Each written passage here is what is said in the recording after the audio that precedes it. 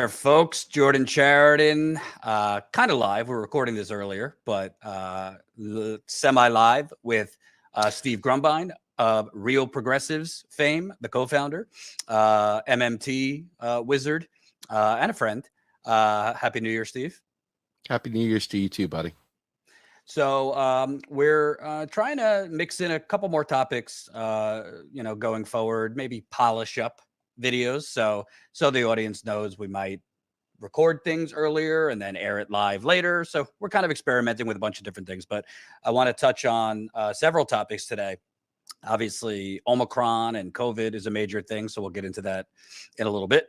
And also the record number of workers quitting is getting even more of a record. So we're going to get into that. November's numbers in terms of workers quitting in America were even higher than previous months, and it made the entire year of 2021 a record.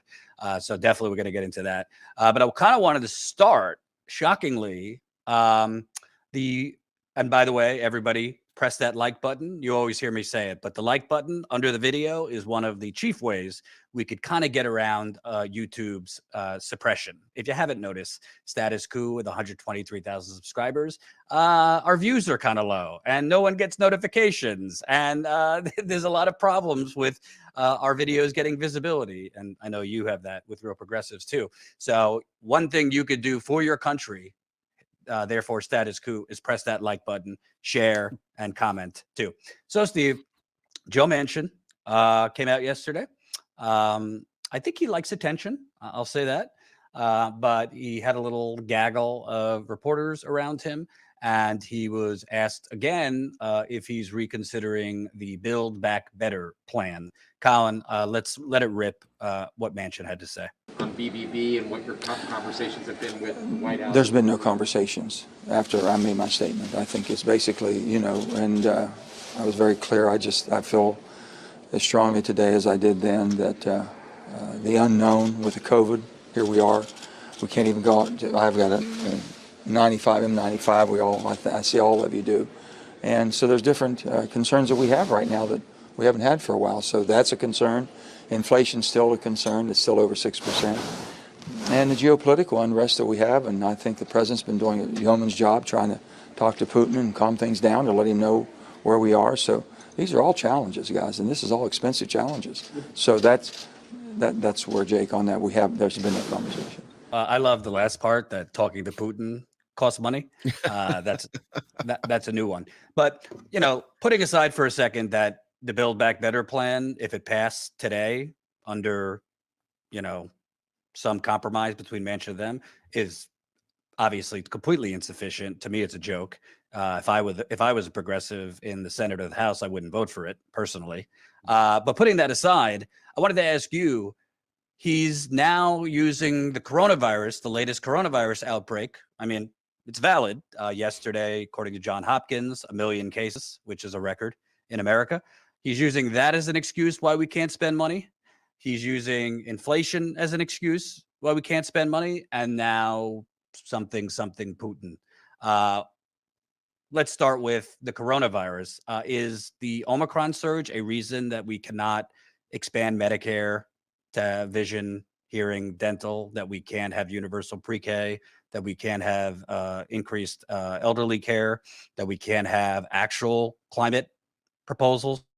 What do you say to that? Well, as far as the healthcare side goes, we have been woefully unprepared in training up a breed of nurses, doctors, friggin' orderlies, hospital. We've not staffed. We have not planned for a world that would require or would even have available the real resources to address the needs of society. So there is some reason to believe that without a nice transition to where we would have those resources. I mean, you see right now, the hospital, now part of this could be gouging. Part of this could be savvy business administrators trying to get COVID dollars that are available. But you look at Hogan in Maryland right now, and they've declared Maryland a state of emergency. we're hearing 6-hour waits just to get tested in the hospitals for COVID. We're seeing a lot of delays built in. Now that could be artificial, but from what I'm seeing, we have been in lockdown basically, even though we're opening up. We have been in this now for 2 years. We're coming up on 2 years in the next couple months. And in that 2 years, you have seen a lot of burnout, a lot of absolute depression and complete and utter fatigue in our healthcare workers. And there's a tremendous amount of I don't give a fuck by a large segment of the population that is just focused on they don't want to be in lockdown. And I appreciate, actually, I understand not wanting to be in lockdown. But I also know now people walk by you in the hallway and Omicron can be right up in your snout, you're affected. It's that contagious right now. And we're still sending our kids to school every day. So the more we mix, the more we're in close proximity with one another, the more the hospitals are going to be filled, and the less those natural resources or the real resources, the human resources will be available. So to Manchin's point, if we don't have resources, there's going to be rationing, or there's going to be huge amounts of wait and delay, and there could be cost increases, et cetera. That's a separate thing than this inflation bug that he's pointing to right now. That inflation bug is a direct result of two things. One of them is a normal supply chain thing that, is still an issue. But the other one is a more serious one, and that is gouging. The Saudis, the price, the fuel, that is all gouging. That is not a matter of, oh my God, it suddenly became so much more expensive to refine oil. No, that's not it at all. They know they got us over a barrel, so to speak. This is not some God-breathed thing. This is absolutely somebody saying, let me break out my red marker, scratch the price there, and put up here a new price that raises it up. That's all it is. There's nothing about that that says we got to do that. And with so many people quitting the workplace, okay, I mean, a lot of businesses don't have the real resource, the human resources to continue to function in a way that would allow them to do it in an efficient way, in a predictable way, in a good way.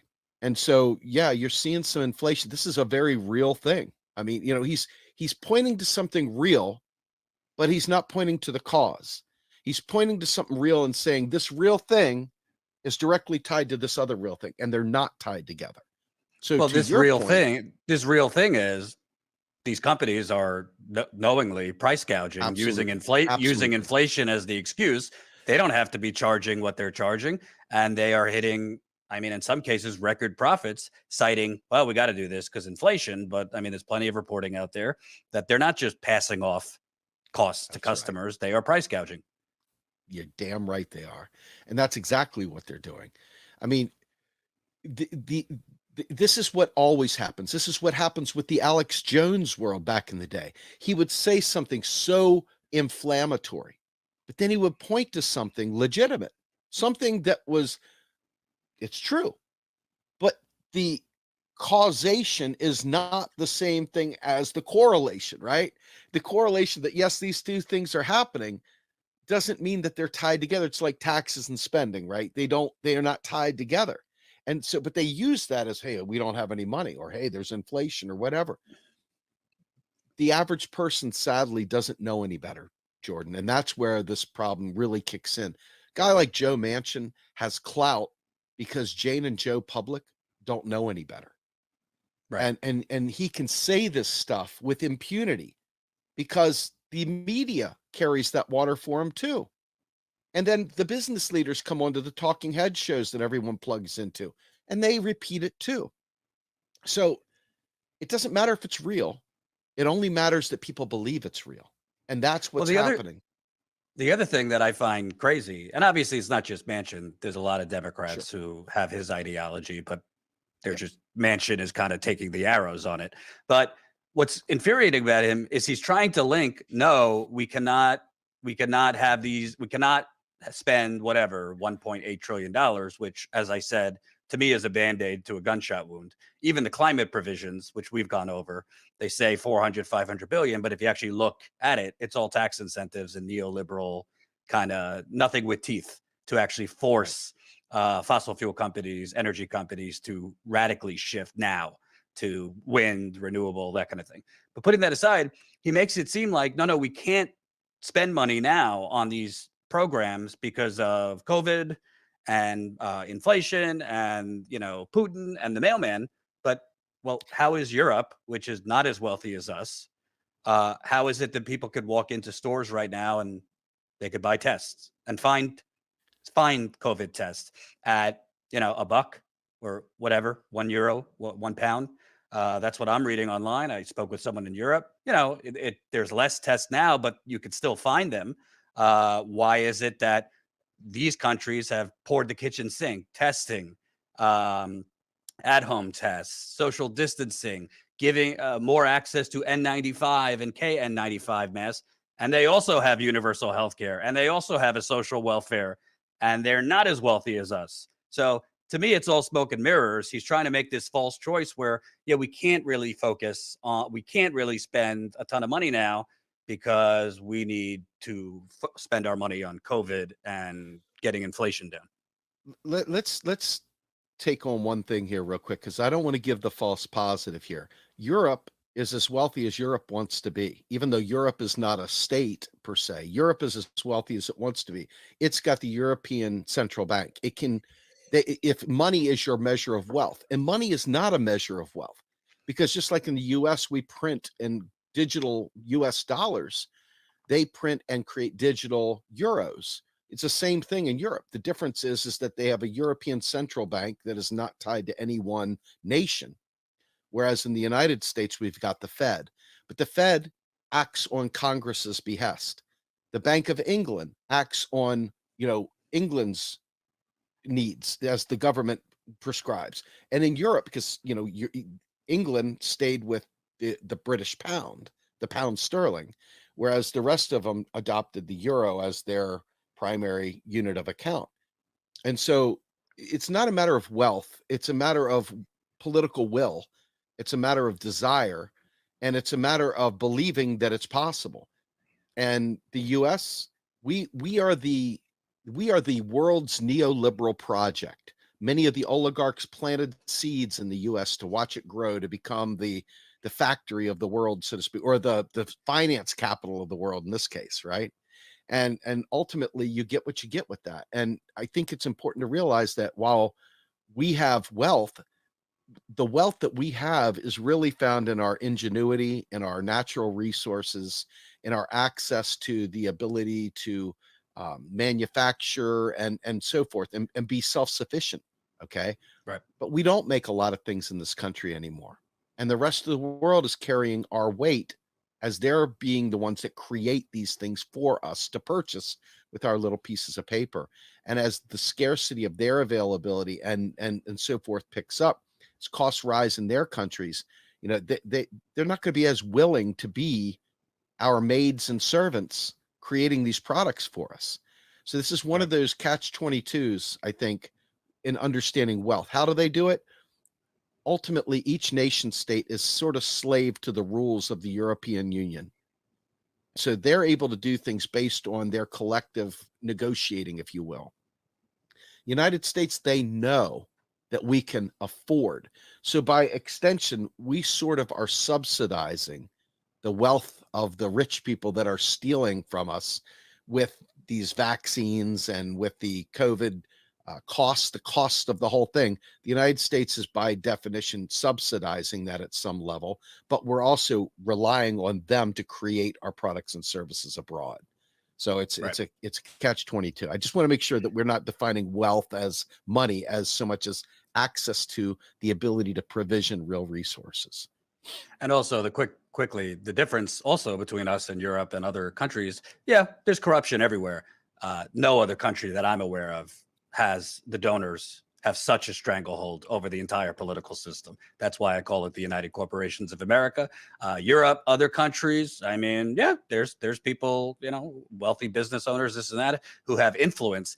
they don't literally buy the government the way it's bought here, which is a kind of important difference. I want to play one more Manchin clip because this one, let's just play it. On the child tax credit, are you a hard no on ensuring that on supporting the Child tax credit is still there, as I'm understanding. Basically, are you a hard no on ensuring that families with no income tax obligations get the expanded credit? Are you a hard no on that, Senator Manchin? I've been basically very clear on that. I think there should be a work requirement, and that means you file a 1099.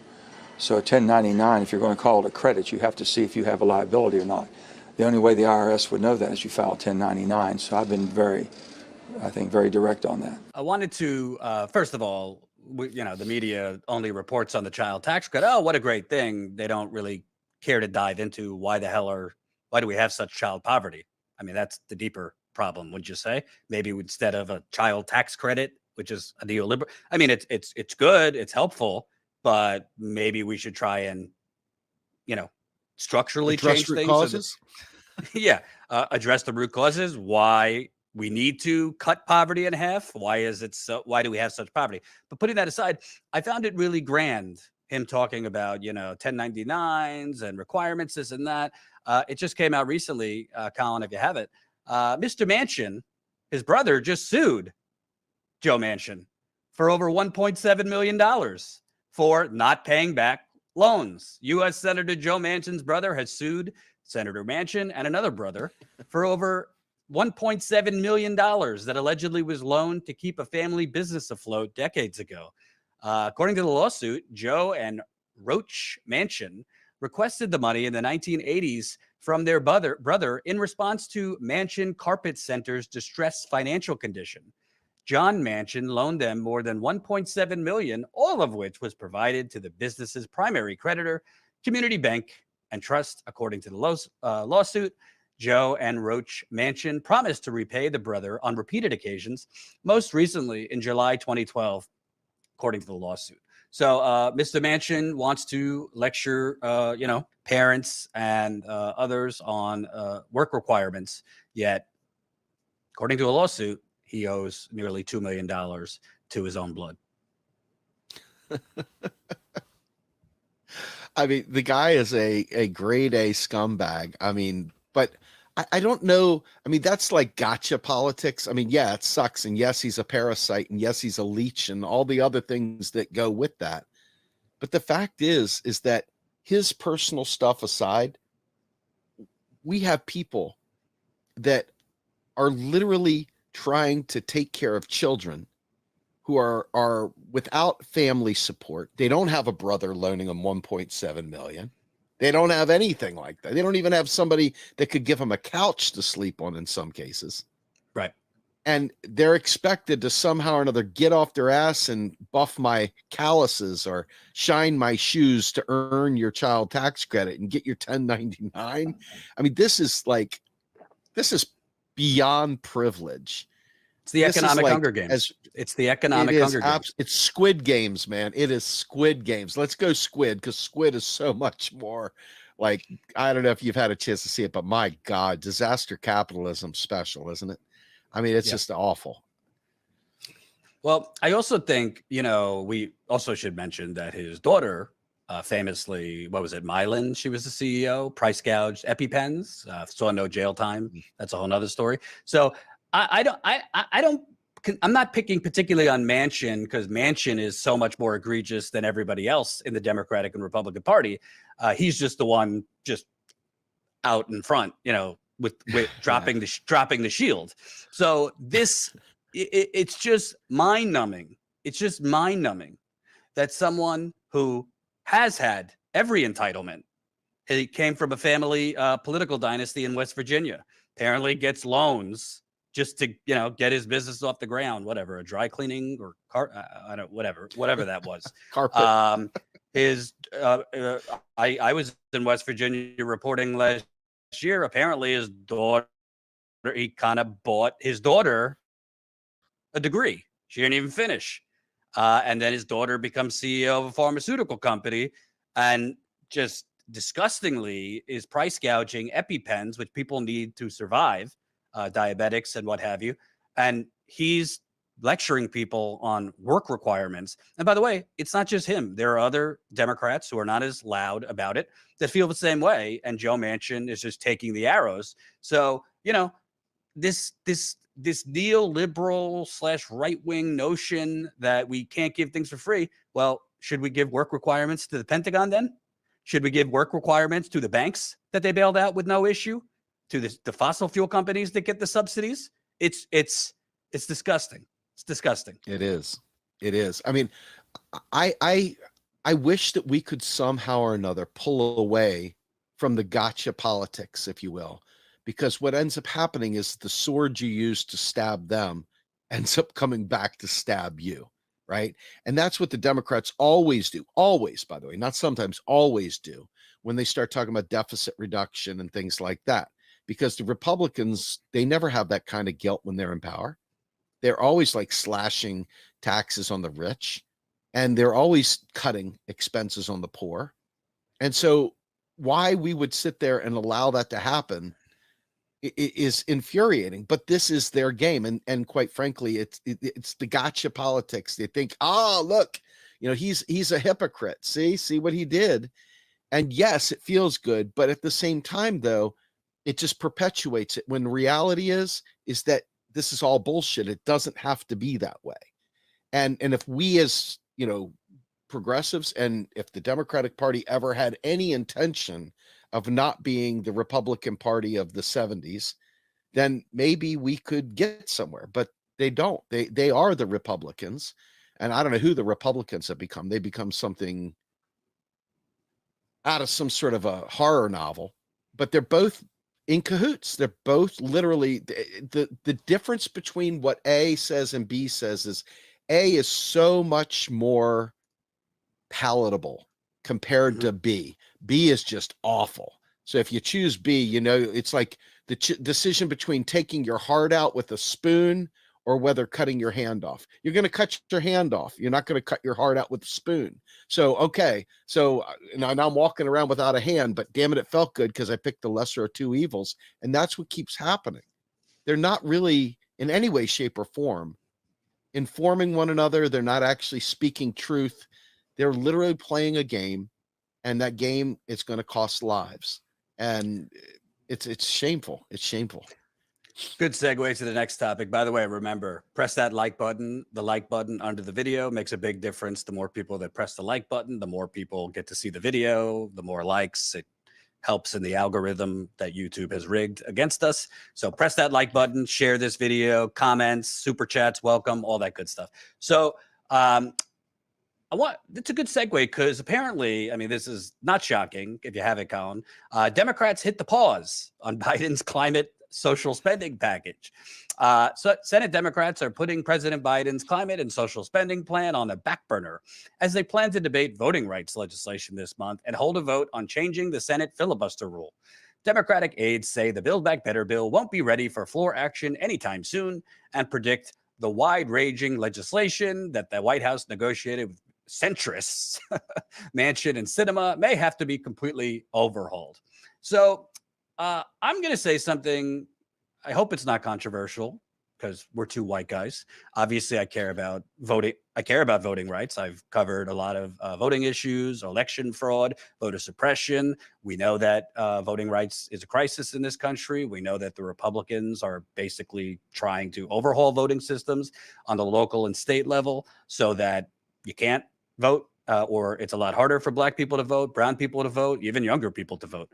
So I'm not minimizing that at all. And it is, to me, the issue of, one of the issues of our time. But it kind of seems very transparent what's going on, Steve. Democratic Party, which frankly, I don't think Biden ever really had the desire or will for a $3.5 trillion package. I think he's letting Manchin take the fall, but doesn't seem like he really wanted to fight for any of this stuff. If he did, there's examples, Lyndon B. Johnson and others who, used the bully pulpit of the presidency to buckle some knees, force senators into political submission. Biden doesn't want to do any of that because, frankly, he's a right winger.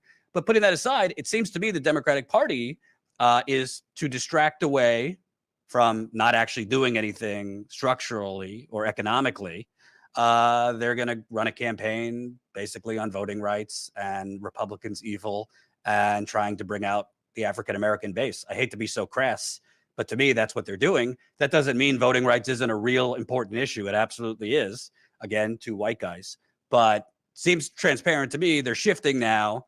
Biden could have fought for Build Back Better. He's not. And now they're shifting to, an important issue, but one that lets them off the hook for the economic failures. Well, it does more than let them off the hook. They know they're in for a bloodbath in this election coming up. They know that they're going to lose their ass on every freaking level. To have the Senate, the House, the White House, and still produce a big old goose egg, it's like fertilizer for Trumpers. Everybody, I have a lot of friends, good friends, probably friends we've had together in different ways, who were very staunch that we just got to remove Trump at all costs, whatever it takes. Let's vote for Biden.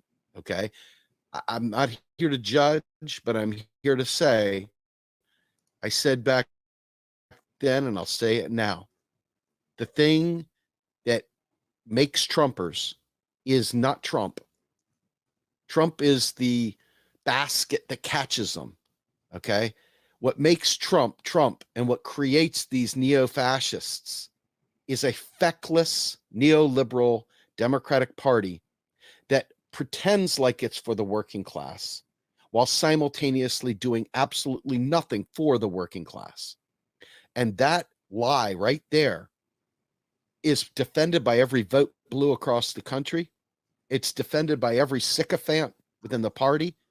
And it's defended by many, many people who have just always voted blue no matter who, and they can't imagine anything else. This is not to say that on paper, Biden is not a less threatening candidate than Trump, because Trump was a madman in his own right.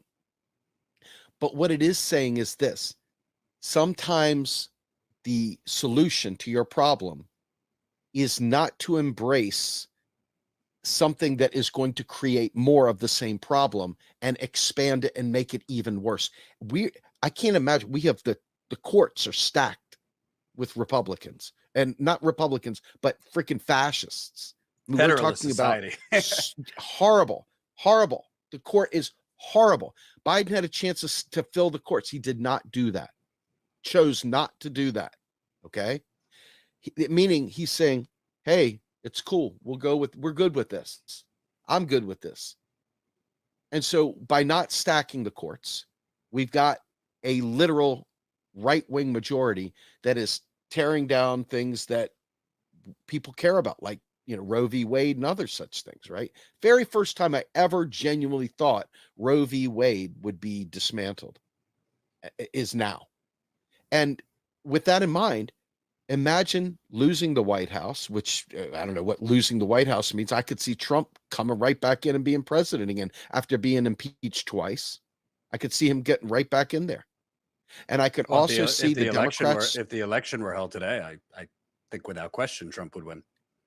Exactly. You look at the Senate, could easily immediately go back to Republicans without any effort whatsoever.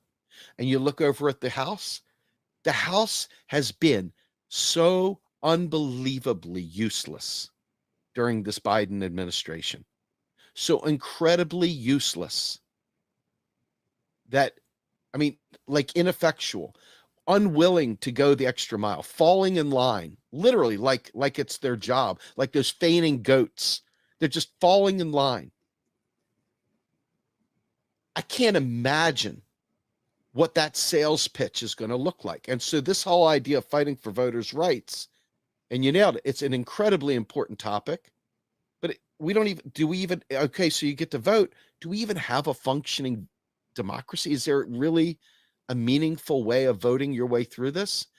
So there's two things here. Number one, they're playing into this whole idea that, of course, the best thing to make democracy better is to have more democracy. Agreed. But the way they're going about it is very self-serving, number one, and it's very distractionary, number two. So I don't believe in any way, shape, or form that this is really about helping Black and brown people get to the voting booth. I really do believe this is about giving cover for fecklessness, like you said, but also because they know that if they don't overcome any of those Republican gerrymandering games, that the bloodbath they're going to experience in this next election is going to be even worse than what it is going to be. I mean, so that's where it's at. The reality is this. So to be clear, if you're a black person watching, a brown person watching, historically, oppressed people, a real opposition party can do both. Okay. They could do both. Yes. They could get reform on the books to reverse all the terrible things Republicans are doing. Biden could do it, and the Democrats could do it just by changing the filibuster. So there are mechanisms in place now that they could do to fight for voting rights, change the federal laws, uniformity federally, re-strengthening the Voting Rights Act that the Supreme Court gutted. They could do it today if they wanted to, while also fighting for Build Back Better and actual substantive policies. And you want to know something? They would need the donors if they did that, because they would win in landslide elections. That's the crazy part of all of it. If they just did what is popular, what polls incredibly well, we go all the way back to Obama. And this is why I brought up Democrats are, punting Build Back Better to go to voting rights, because the fundraising emails are coming, Steve. And what are they going to say? This is the most important election of our lifetime, which is what I heard in 2004 when I first started paying attention to politics. Kerry first Bush. This is the most important election of our lifetime. I heard in 2008, this is the most important election of our lifetime to get rid of the Bush era and bring in, Jesus Obama. And what did Jesus Obama give? A Republican healthcare plan, doubling down on war and droning, neoliberalism, and, servitude to the banks.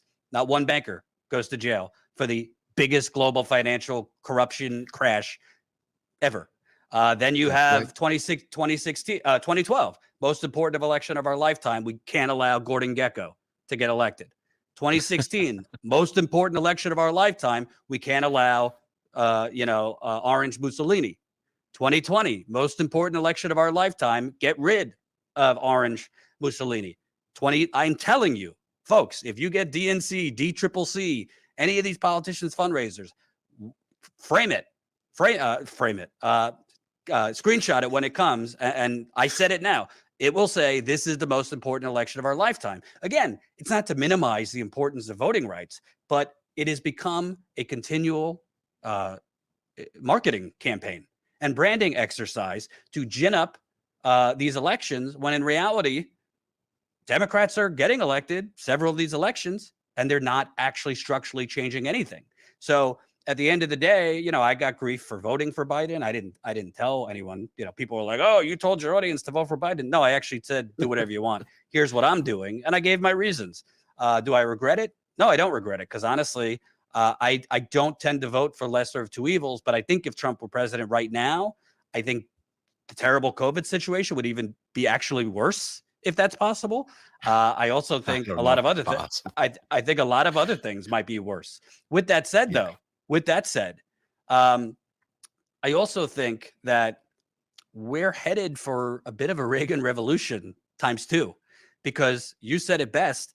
The reason that fascist and authoritarianism rise is when you don't have an alternative, when you don't have a real opposition party, when you don't have a populist alternative. So if people have a menu and you get the real thing or the diet version, I don't know. We live in an obese country. Most people get the real thing. So if most people get, strongman authoritarianism with sprinkles of phony populism in there, versus a party running on woke stuff and, we're they're terrible, we're mildly less, but don't have any actual points on the board, like real points on the board. Medicare for all, that would be a real point on the board. You don't need branding. You just say, hey, we passed Medicare for all. You'd win. If you raise the minimum wage, like actual points on the board, they don't have that. They have shots in the arms, a $1,400 check, and that's about it. Why do you think that is, Jordan? I mean, think about this for a minute. Why would they not go for the most popular things? Why would they not go for the things that would absolutely invigorate their base? Why would they not do it? If you're looking right behind me, we live in the United Corporations of America. No, I'm not even being funny. We live in the United Corporations of America, and we have a bunch of older dinosaurs in office that have come up in a system on the local level, on the state level. Maybe some of them were mayors, some of them were governors. Now they're senators, congresspeople. And in the system they've come in, it is a system of legalized bribery, Steve. So they don't know any. It really is. I mean, they're also, to me, in many ways, immoral for being part of this system, but they don't know any better, and they have been basically conditioned through our corrupt system to think, oh well, this is the only way. This is the only way. Is kind of catering to big business, catering to the donors. I could clean my conscience and look in the mirror if I get some smaller things done for my constituents. But the only way I could be competitive is if I raise, on a local level at this point, a couple $1 million, Senate congressional race, hundreds of millions of dollars, presidential, billions of dollars. When Bernie just gave you the playbook, did he lose? Yes, but he was the first actual progressive candidate in my lifetime that ran a credible, competitive campaign, definitely in 2016, less so in 2020, without taking that money. So it is possible, but they do it because, honestly, getting into Washington, they take your conscience and they condition you to basically think legalized bribery is a just system. Yep, corruption at an all-time high. I take it a little step further than that. And in this particular case, for example, what I'm saying to you is this. When AOC walks through the door, and I'm just using her as an example, there's a bunch of them we can point at, but when you looked at her, she was started out standing on Pelosi's desk. She was brought to heel because they basically said, we don't do that in polite society. Polite society, we don't do those sorts of things. Polite society, we curtsy, we do other things. We don't stand on desks. We aren't activists. We're the lords of the US. And now all of a sudden, since then, that's kind of what you've gotten out of all of them. You haven't seen, when's the last time you saw Rashida Tlaib say, fuck Trump? When's the last time you saw any of them do that? Now, that's not to say that that's like the winning ticket, theatrics. I'm saying, though, that whole mindset has become, I am now part of this elite apparatus, and I've got to play by the rules of this thing. And believe me, I live it in my daily life. If you speak like an activist, if you're angry, if you're enraged, if you fight back, if you're not docile and say, oh, okay, let's do this, then you will be an outcast. You'll be an outcast. You absolutely 100% will be punted and kicked to the curb and brought up for somebody else who will go, yes, sir. How are you, sir? Please, sir. And so I think that there's a lot of in-crowd, out-crowd stuff that goes on in our political system. But I also think at the end of the day, they're there to protect capital. I think they get up there and they start getting educated on what their real role is. Because think about it. If everybody that runs the government, you walk into government, you don't know how to do your job. You've never done that job before. There's no such thing as knowing how to be a congressman or a senator. You get in there, you're elected to it, and all of a sudden you've got to be shown the ropes. Who's showing you the ropes? Somebody else that's done it for a long time, and probably one of the people that's on the take. And so this whole process, I just don't see a way through this without being very, very disruptive. I don't see a way to do it without being disruptive, Jordan. I want to touch two more topics a little quicker, and good to have you on for this. Colin, if you have the tweet, this is from yesterday, actually. Just in 4.5 million Americans quit their jobs in November, a new record. The quit rate of 3% tied September's all-time high. About 43 million people quit jobs from January to November 2021, millions more than anything ever seen before. The Great Resignation shows no signs of slowing. And if you look at that chart there, I mean, you could see as the year went on, what is that? Yeah. Is that as total US? Yeah, it continued rapidly going up. by month. We've talked about this before, but what do you ascribe all of a sudden? Millions of people who in previous days maybe didn't have as many choices are saying enough of this, enough of low wage work, enough of exploitation, enough of my benefits being cut, enough of me having to work 2 to 3 jobs, enough of workers or employers demanding I come in while COVID positive, which we're seeing more of. What is giving workers the leverage, and what are some things people might not be thinking about in terms of the Great Resignation? I think there's some other stuff going on there, right? The rise of crypto has allowed regular Jane and Joe six-pack to be able to become Wall Street traders in their own right. And I think people are, there's winners and losers, and there's a lot of ups and downs in this. But I think people have begun doing various things to try to make themselves check out of the system. I think part of it is obviously the low wages, and they're not really changing that. They're still crying poor mouth. But I think the other part of this is really important. Congress, the powers that be, disciplines labor when labor starts having freedom. When labor starts doing this stuff, they start talking about inflation. They start talking about the debt. They start talking about we can't afford to do that. They start doing things that peel back and bring austerity in, that force those people to deplete their assets, to deplete their savings, to bring them back into the fold. And so while you're seeing this mass resignation occur, you're also simultaneously watching the implosion of a spending bill that would have probably made the economy at least have enough money in it, flows in the economy, to at least keep it from bottoming out. Without that kind of spending, I mean, voting is not a spending bill, okay? Right. The Voting Act is not a spending bill. So that means new money creation to spend out into the society isn't going to happen through that. So with Build Back Better, which was a shitty bill to begin with, but at least it was inserting some money into the economy where it was needed, since it's all pooling at the top. And this was spent at the top. So it wouldn't really help us out much anyway, but it would help out some. Some of it would eke through the cracks. The whole trickle down theory, we're not even getting that trickle down here, So it's a real tough one, Jordan. But the fact of the matter is that the Great Resignation, I think, is going to be followed by the great austerity to force them back into the system, because that's what this is. It's all about disciplining labor, disciplining society, and making it a challenge to live without buying back in. So watch for that. I'm stealing the great austerity. I think that's very good in a really dystopian, terrible way. Yeah, you're probably right. And you want to know something? I think they'll do it in a variety of ways. Increase interest rates. I think they'll do it in other ways, continued inflation, i.e. price gouging. They're going to do it in a bunch of ways once this Omicron and COVID surge goes down, so that it is a less, what do they say, elastic economy? Oh, yes. Or, yeah. If you go back to 2009, I lost a 17-year career at Verizon.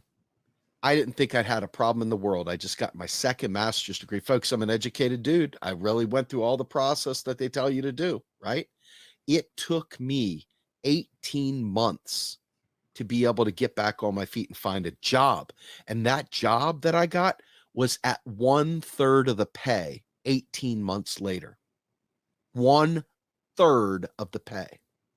Now, if you don't think they can make your life a living hell, I don't know if you remember, people were driving 4 hours away to go work at Walmart. Just to work at Walmart, 4-hour drive to get work. 1/3 of the pay. That's not an accident. This is the disciplining of society to make you heal. And you're not slaves. You're not on the plantation. You're not in chains, but you are in invisible chains. And these invisible chains are called debt. And they make the society so difficult to survive. And they're willing to, because they can survive anything. They've got real wealth. They've got real assets. And they've got the ability to sit there and go, you'll do what I say. You will do what I say. You don't have any say so in it. You will do what I say, or you won't eat. And Right. that's what's happened. I'm telling you that's coming. That's coming. We experienced it in 08 and 09, and it kept going. I think we're headed right back to it. Corruption hasn't ended, and we're still watching the austerity hounds chuckle around and be on every talk show, and the rest of our population, unfortunately, isn't probably listening to this, not enough anyway. And so because of that, they're out there listening to these talking heads that are telling them it's all impossible. And while people check out, watch how quickly they have to check back in. Right. Last topic. I wanted to talk about COVID, Omicron. Honestly, to me, it's just exhausting. I mean, just putting out my beliefs based on research and science and data. So many people, even people who I previously liked, respected, have become so tribal and radicalized on this topic.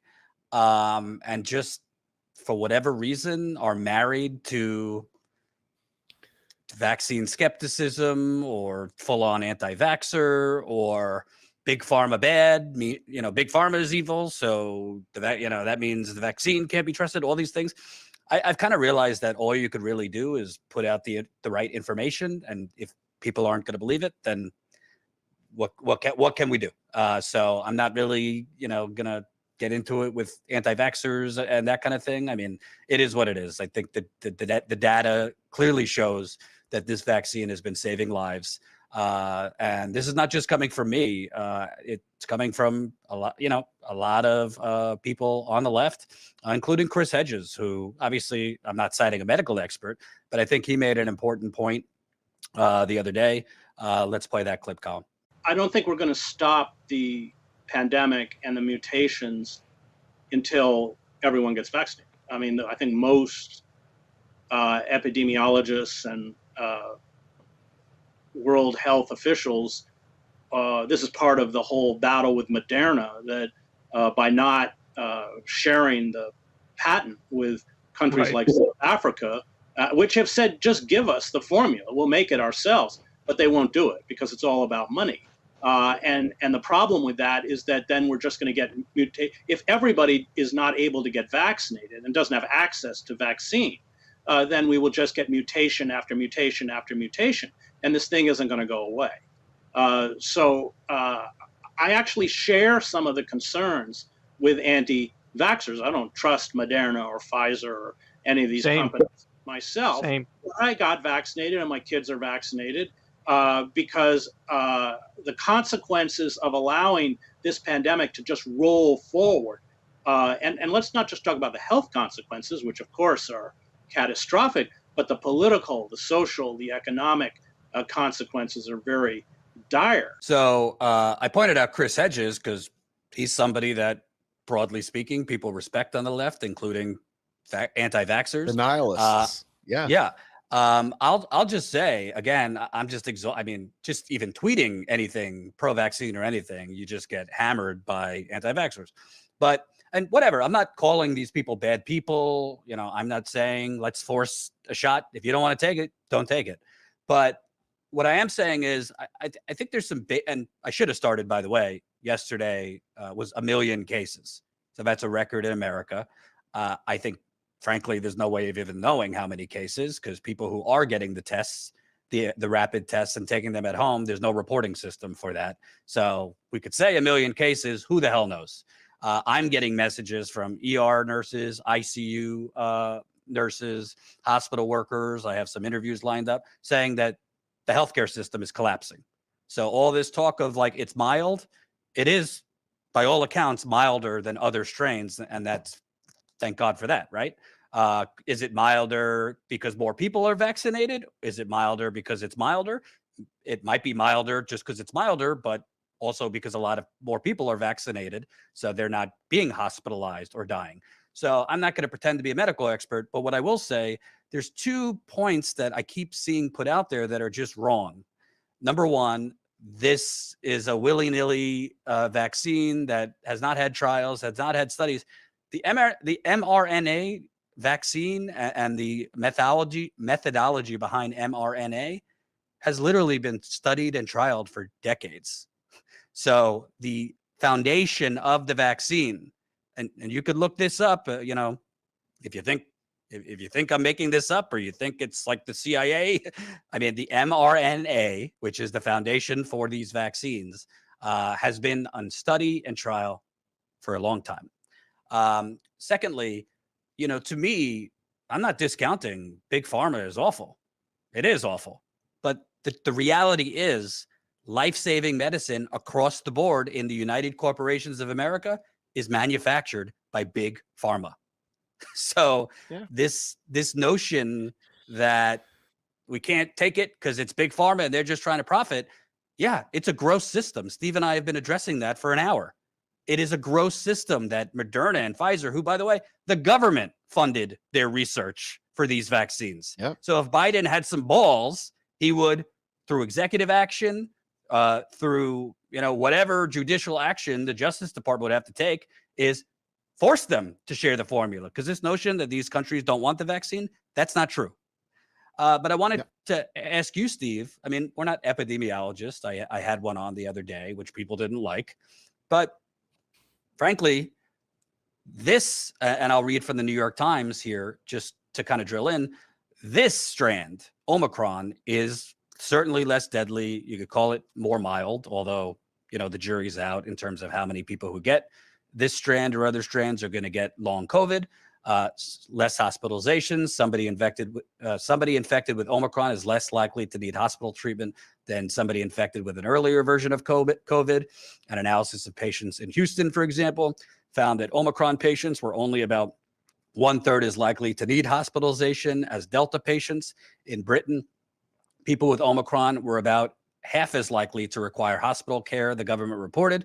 The pattern looks similar in Canada. Emily and Azine note. Then you look at milder hospitalization. So Omicron is not just less likely to send somebody to the hospital. Even among people who need hospital care, systems are milder on average than among people who were hospitalized in previous waves. So these are all great things. I mean, I'm not trying to over dramatize Omicron. With that said, if you have milder strains, Steve, that are infecting twofold, threefold of people, you're going to have an overwhelming of hospitals. You're going to have an overwhelming of other sectors too. And I'm talking to nurses who are saying people are quitting in droves. They can't even get people to apply to the jobs now in these hospitals because they're seeing, like, why would, you know, nurses of 20 years are quitting. Nurses who have a lot of experience are not applying. So I think the actual strand could be milder, but the effects could still be pretty significant. Yeah. Well, you think about it, the New York Times, which I know people have a problem with, but they reported out that there's a twindemic coming up now where you've got the flu that is out of control as well on the side of, you know, this new Omicron and Delta on the heels of Delta as well. And so you think about it, we go back to Manchin discussion about, you know, real resources. And the people that are in there are burned out and quitting, and they can't get people to apply because, my God, what if they get the COVID bug and die or whatever? I mean, it's just the fatigue of dealing with people who are literally non-compliant as well. I mean, there's so much fatigue that goes into this. But the fact of the matter is that when you hear Chris Hedges, and Chris Hedges is a darling of all the lead ivermectin friends, all the leading people that, you know, are anti-lockdowns, anti-this, anti-that. Chris Hedges is sitting there telling you point blank, not only has he got his kids vaccinated, but that this is the only way to stop all these variations. Now, I'm going to take it a step further. The MMT community has been just boldly speaking about the need to have nationalized payroll to be able to keep people at home, not make them lose their jobs, not make them lose their money. Money is not the issue. Keep the businesses up. If the issue is you want to destroy capital through the pandemic, that's the wrong time to be attacking capital. The idea is to keep people alive, right? And let's make sure that we don't bottom out. But if the goal here is to burn it down and bottom out and make everybody suffer, well, damn it, this is a great way of doing that. And so, in my opinion, mind you, my opinion, when I hear Chris Hedges say that, I feel like I'm in good company, I feel like Well, his version of the world, I'm skeptical of pharmaceutical. I'm skeptical of capitalism. I'm skeptical of the profit motive. I am absolutely outraged with the corruption. But I also know that I follow football and I follow hockey and I follow the things that these people are doing. And when they're still taking the medicine, when they're still concerned about the medicine, I say, hey, if Chris Hedges is saying it and I'm watching this happen, chances are the rich would not be shutting their worlds down if this was not the right thing to do. And quite frankly, I think that we need to start really thinking about how are we going to bring an end to this? Or is this just going to be live with it and let the great die off continue? yeah. And you're going to overwhelm the hospital system big time. And it'll become unsustainable and it will collapse. Our healthcare system will collapse just by sheer amounts of people coming with COVID and flu and other ailments, or regular ailments that happen with humanity. And 3 points, by the way, to the people who say, well, we need more hospital beds. Yeah, you could say that, but like we are where we are right now. So like maybe we should address, reduced capacity in hospitals, reduce hospital beds. That's a valid argument.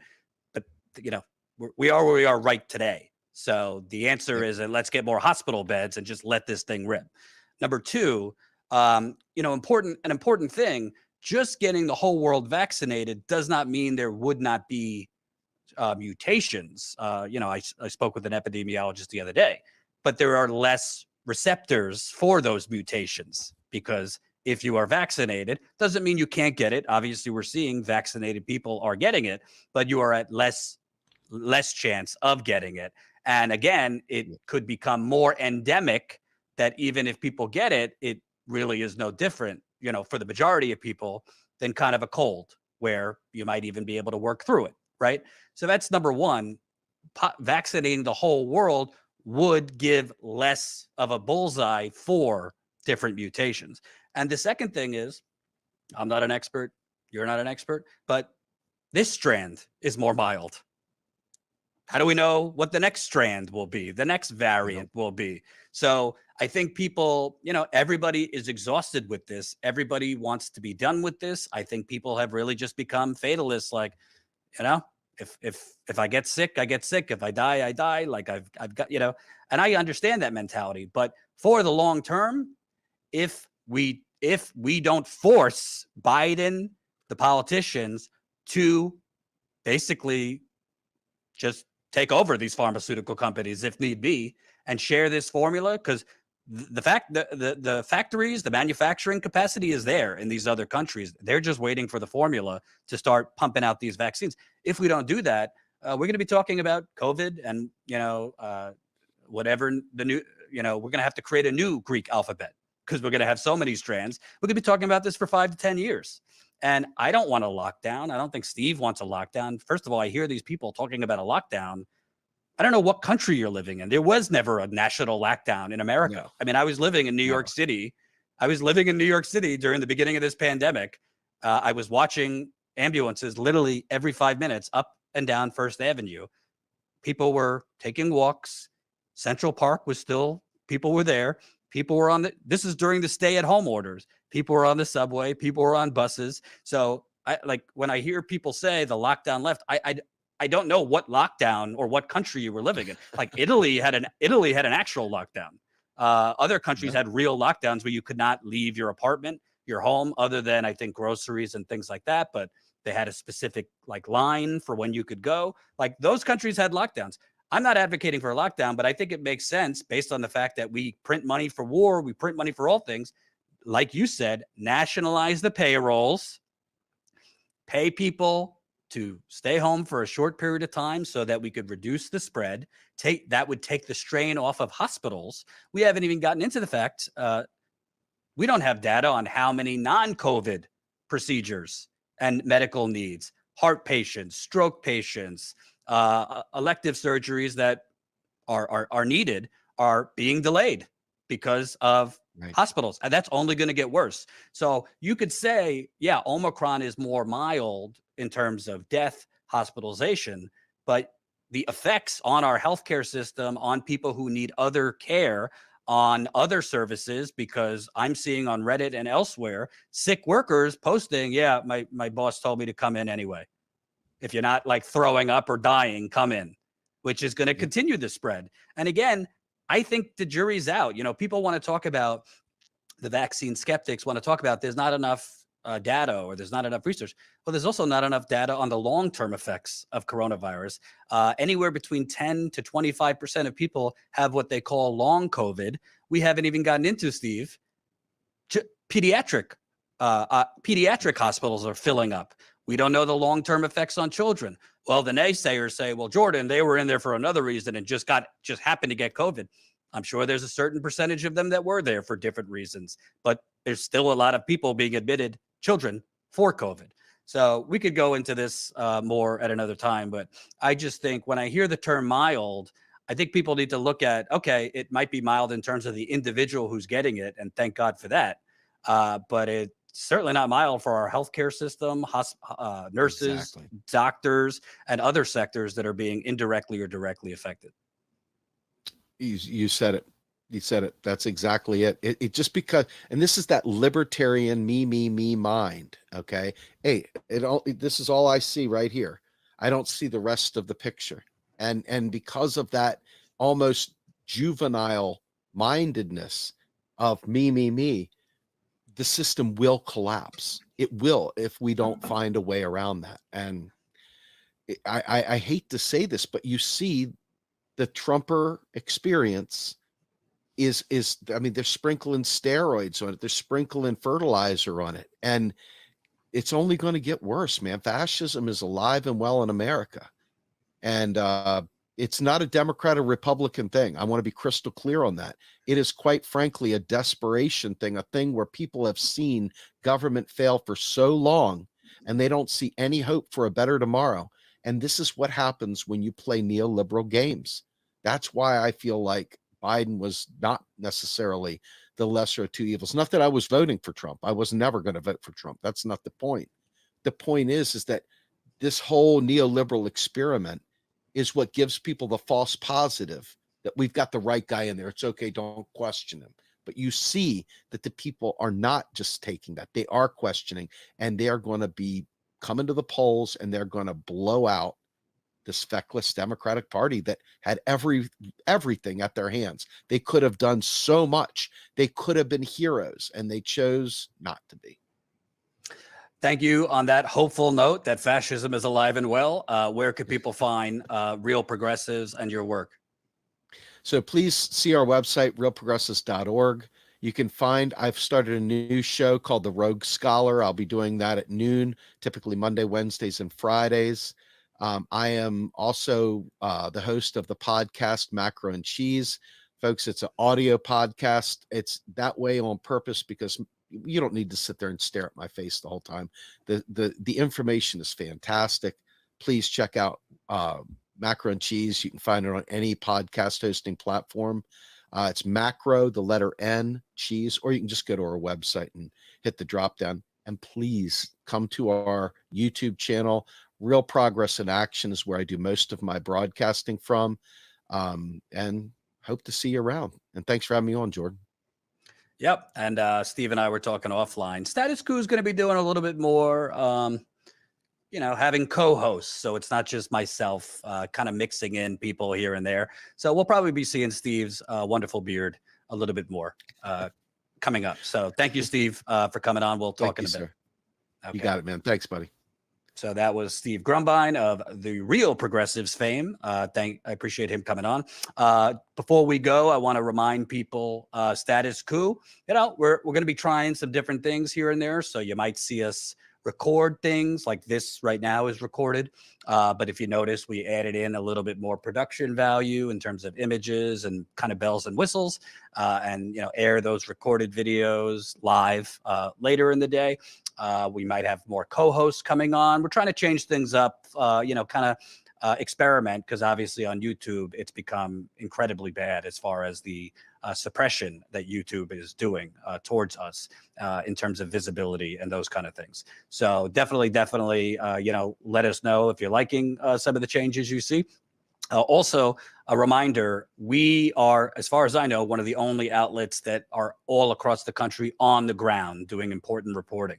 So if you can, consider signing up as a Status Coup member for $5 a month. That's statuscoup.com/join. As a member, you get access to our monthly members call, which we do through Zoom, some other behind the scenes perks like behind the scenes videos, this and that.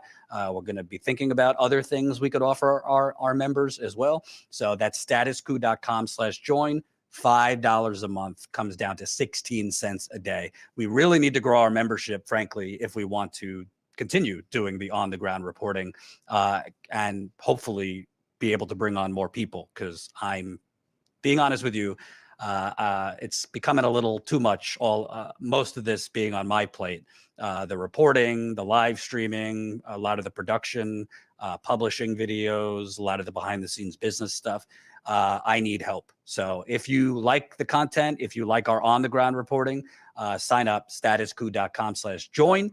Thank you so much for watching, and we'll see you tomorrow.